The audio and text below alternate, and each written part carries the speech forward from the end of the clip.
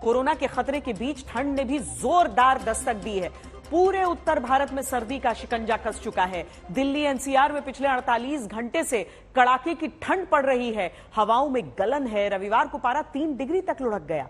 राजस्थान में 0 डिग्री का टॉर्चर भी शुरू हो गया। सोमवार को दिल्ली में इस मौसम में सबसे ज्यादा बिजली खर्च की गई, यानी नए साल में सर्दी का सितम भी लोगों को झेलना होगा। मौसम विभाग का कहना है कि उत्तर भारत में अगले कुछ दिनों तक कड़ाके की ठंड अभी और पड़ेगी, यानी ठंड की जो शुरुआत हुई है वो आने वाले समय में जारी रहेगी। 48 घंटे के लिए यह अलर्ट है।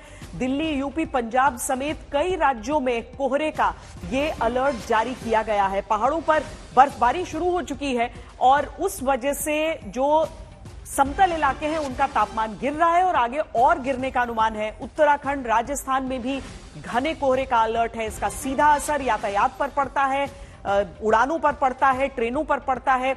चंडीगढ़, हरियाणा, इन सभी इलाकों में मौसम विभाग की चेतावनी है। अगले 48 घंटे के लिए घने कोहरे का अलर्ट जारी किया गया है। इसीलिए बहुत सुबह या फिर देर शाम अगर आप कुछ यात्रा का प्लान बना रहे हैं तो उसे स्थगित करिए इस पूर्वानुमान को देखकर।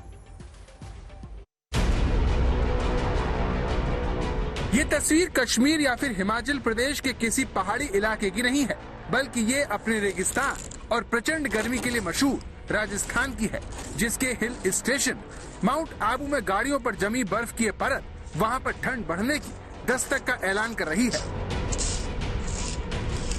माउंट आबू में सिर्फ कार पर ही बर्फ नहीं जमी है, बल्कि मैदान और घास भी बर्फ से सफेद है।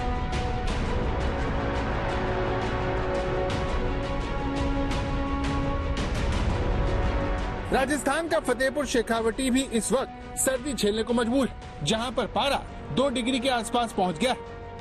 ये वही राजस्थान है जहां पर गर्मियों में पारा 50 डिग्री के पास पहुंच जाता है। अब राजस्थान के चुरू को ही लीजिए, जहां पर श्रीनगर, मनाली की तरह जमा देने वाली सर्दी पड़ रही है। हालत यह है कि तापमान 0 डिग्री सेल्सियस तक पहुंच गया है। मौसम विभाग ने अगले 4 दिनों तक राजस्थान में कोहरे और शीतलहर की संभावना जताई है। यहाँ पर रात में खेतों में दिया पानी सुबह बर्फ बन गया। सुबह ही नहीं बल्कि दिन और रात में भी लोग ठिठुरन भरी ठंड से दो चार। लोग सर्दी भगाने के लिए आग के आगे बैठे हैं, चाय की चुस्के ले रहे हैं। इस बार सर्दी थोड़ा लेट आई है, लेकिन सर्दी जबरदस्त है। खूब आनंद आ रहा है ठंड के अंदर। मॉर्निंग वॉक का तो क्या ही कहना, सभी पैर ओढ़ के एकदम ढक के एकदम इस तरीके से आते हैं कि हवा लगनी नहीं चाहिए, क्योंकि सर्दी बहुत भयंकर है इस बार। केवल चुरू ही नहीं, दिल्ली समेत उत्तर भारत के अधिकतर राज्य शीतलहर की चपेट में हैं। रविवार को राजधानी में पारा 3 डिग्री तक पहुंच गया। पूरे उत्तर भारत का दिल्ली जैसा हाल है, जहां पर कई राज्य शीतलहर झेलने को मजबूर हैं। एक तरफ कोहरे की मार है तो दूसरी तरफ ठंड का धुआंधार प्रहार। दिल्ली में रविवार को तापमान 3 डिग्री पहुंचने के बाद सोमवार को 1 डिग्री बढ़ गया, लेकिन फिर भी लोगों को राहत नहीं मिली।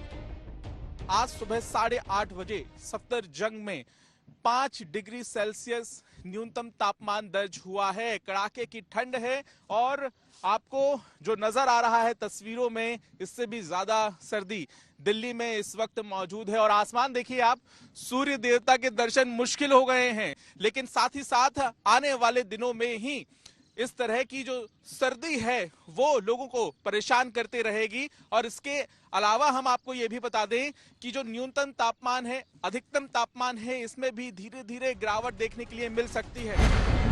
दिल्ली के आया नगर में 4 डिग्री तापमान दर्ज किया गया। रिज में 4.1 डिग्री, सफदरजंग में 5 डिग्री और पालम में 6.5 डिग्री सेल्सियस तापमान दर्ज किया गया।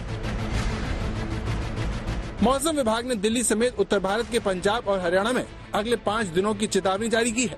ठंड के साथ घना कोहरा छाए रहने की आशंका जताई है। कोहरे की वजह से ही कई ट्रेन देरी से चल रही है। इस बीच पहाड़ी इलाकों में लगातार हो रही बर्फबारी के चलते मैदानी इलाकों में पारा लगातार गिर रहा है। मौसम विभाग की चेतावनी है कि आने वाले दिनों में ठंड का प्रकोप बरकरार रह सकता है।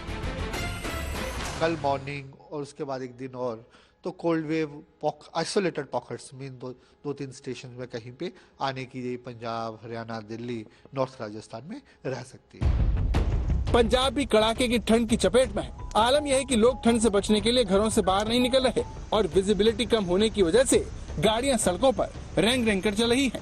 दिल्ली, हरियाणा, पंजाब, पश्चिमी उत्तर प्रदेश और उत्तरी राजस्थान के कुछ हिस्से घने से बहुत घने कोहरे की चपेट में हैं।